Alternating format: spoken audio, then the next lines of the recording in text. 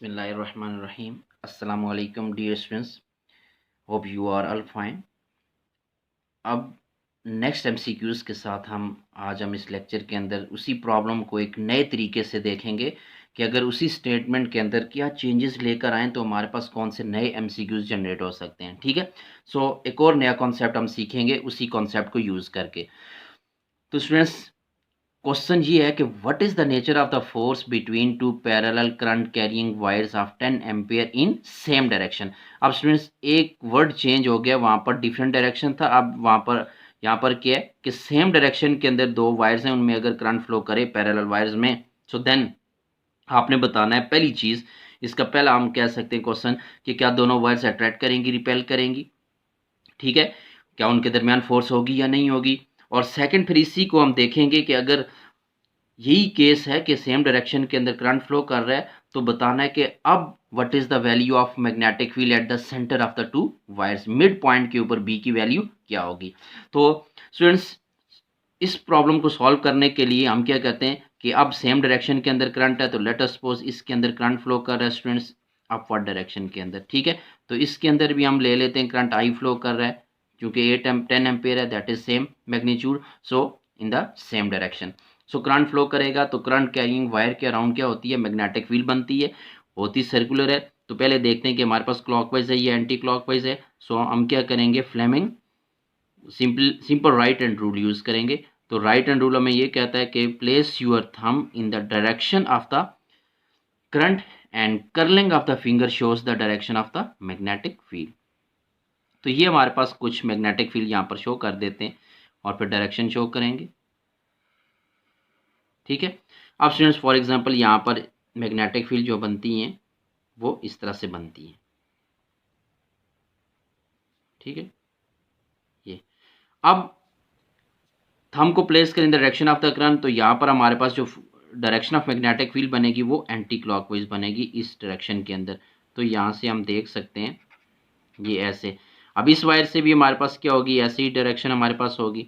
सो इस डायरेक्शन के अंदर हमारे पास क्या होगी, मैग्नेटिक फील्ड बनेगी। ठीक है, सो अब हमने क्या करना है, पहला प्रॉब्लम देखना है कि जिसमें कहा गया है कि बताना है आपने कि what is the nature of the force, mean what is the direction of the force. कह सकते हैं कि यूं भी कह सकते हैं कि क्या दोनों वायर्स एक दूसरे को अट्रैक्ट करेंगी या रिपेल करेंगी। सो सबसे पहले हमने देखना है कि इन बिटवीन यहाँ पर net value of magnetic field क्या है। तो सेंटर के ऊपर बी की वैल्यू अगर हम देखें तो यहाँ पर what is the net value, so the net value of magnetic field is equal to b1 plus b2। मैं फॉर एग्जांपल इसकी फील्ड को b1 कह देता हूँ, इसकी फील्ड को मैं b2 कह देता हूँ। अब स्टूडेंट्स प्लस नहीं लिखेंगे, बल्कि क्या है, अब दोनों की डायरेक्शन पहले चेक करेंगे। अब ये अपवर्ड है, ये डाउनवर्ड है, तो स्टूडेंट्स यहाँ पर हमारे पास प्लस नहीं आएगा। हम क्या करेंगे, दोनों को सेपरेट करेंगे, क्योंकि दोनों फील्ड की डायरेक्शन के ऑपोजिट है। अब अगर यहाँ पर करंट सेम है तो इसका मतलब क्या है, दोनों वायर सेम मैग्नीट्यूड की फील्ड बनाएंगे, तो हम कह सकते हैं कि यहाँ पर नेट जो मैग्नेटिक फील्ड है वो माइनस होगी, लेकिन माइनस होकर जो भी होगा हमारे पास जो फील्ड होगी वो इनसाइड हमारे पास क्या बन जाएगी, वीकर बन जाएगी। ठीक है, और इनसाइड चूंकि वीकर है और बाहर हमारे पास उतनी फील्ड है, तो बाहर हम क्या कहेंगे, यहाँ पर हमारे पास क्या होगी, स्ट्रॉन्ग फील्ड रीजन होगा। ठीक है, सो कॉन्सेप्ट क्या है, हम ये चीज़ पढ़ चुके हैं कि जो फोर्स लगती है वो हमेशा एक स्ट्रॉन्गर रीजन से वीकर रीजन की तरफ लगती है। ऐसे ही है, जहाँ पर फील्ड स्ट्रांग होगी वहाँ से फोर्स लगेगी towards the region where the magnetic field और any field is weak.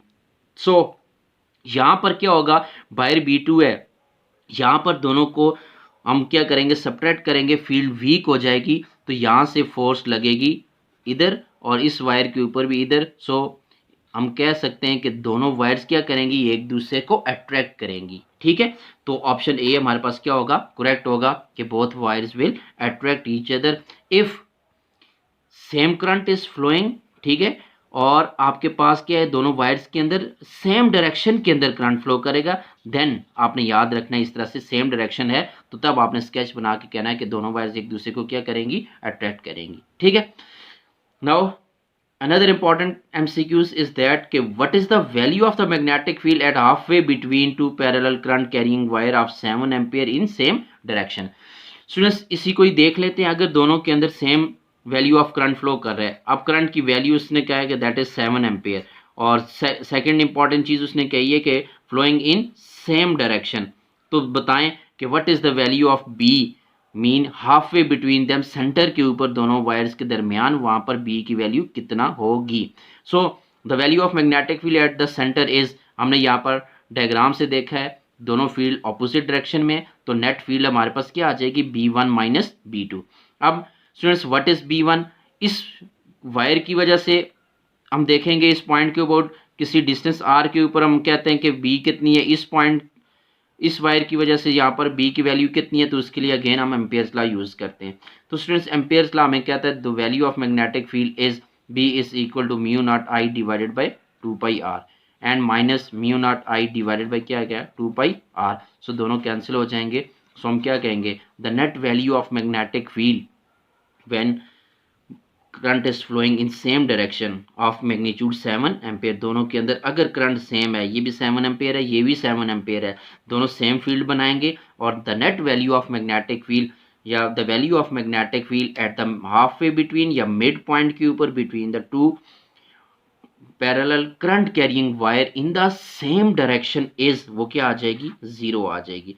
So students this is another important MCQs of this chapter, that is के फील्ड कितनी होगी, दो वायर्स के अंदर सेम डायरेक्शन में करंट फ्लो करे या ऑपोजिट डायरेक्शन के अंदर करंट फ्लो करे। तो इस तरह से आपने स्केच को, कॉन्सेप्ट को सही तरह से जहन में रखना है। इससे आप क्या कर सकते हैं, दो चार एमसीक्यूज इस तरह से हम आसानी के साथ क्या कर सकते हैं, एक ही कॉन्सेप्ट से हम उनको सॉल्व कर सकते हैं, अंडरस्टैंड कर सकते हैं। और स्टूडेंट्स आपको ये एमसीक्यूज भी अच्छी तरह से समझ आ गया होगा।